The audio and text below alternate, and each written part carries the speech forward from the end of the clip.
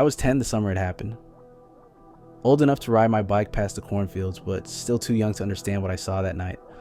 Or what saw me. My name is Jonah. I haven't told anyone this before. Not really. They wouldn't believe me. And maybe they shouldn't.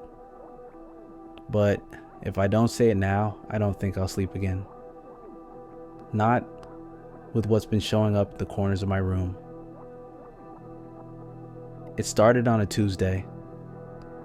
My parents were fighting downstairs, their voices muffled by the hum of the box fan in my window. I slipped out through the back door like I always did when the house got too loud. I rode my bike to the old gravel trail behind the Miller farm, where the crops grow up past your shoulders and the air smells like wet pennies.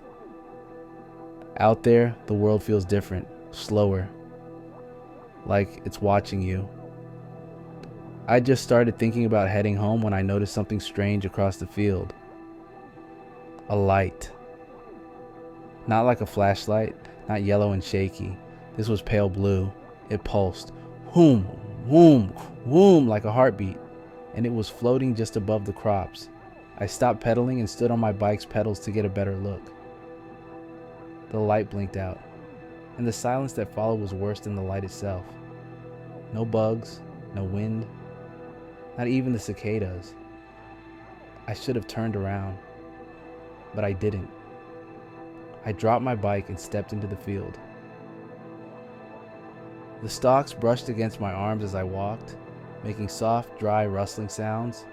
The deeper I went, the colder the air felt. It was subtle at first, but by the time I reached the center, my breath fogged in front of me. And then I found it. A circle burned into the dirt, 10 feet across. The crops were flattened in a perfect spiral. The center was still warm, like it had been microwaved. In the middle of that ring stood a tall metal shape, like a teardrop turned upside down. It wasn't touching the ground, it just hovered, motionless and humming like a power line in the rain. I stepped closer. That's when it opened.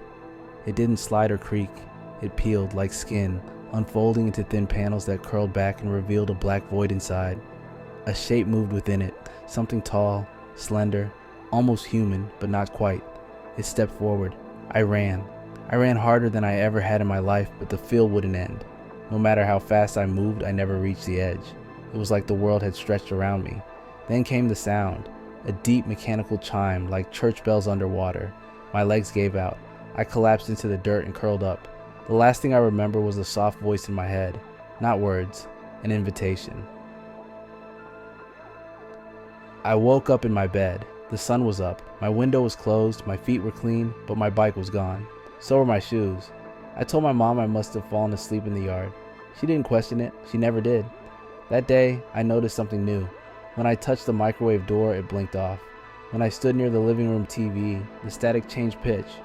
When I got scared, the lights dimmed and I started hearing things. Not our voices exactly, just thoughts that weren't mine.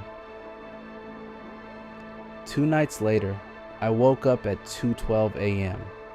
The light was back, pale blue, right outside my window. It hovered just above the grass, blinking slowly.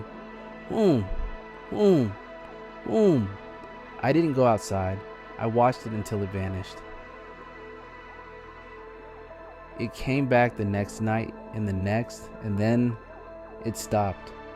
Weeks passed. I thought maybe it was over, but I started having the dreams. In them, I was back in the circle, but it wasn't night. The sky was red and the air buzzed with static. The shapes were there, many of them.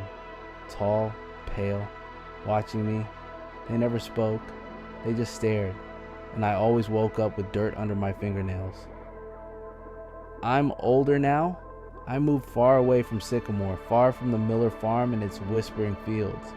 But last night, for the first time in years, I saw the light again. Outside my city window, hovering, waiting, and just like before, I heard the invitation.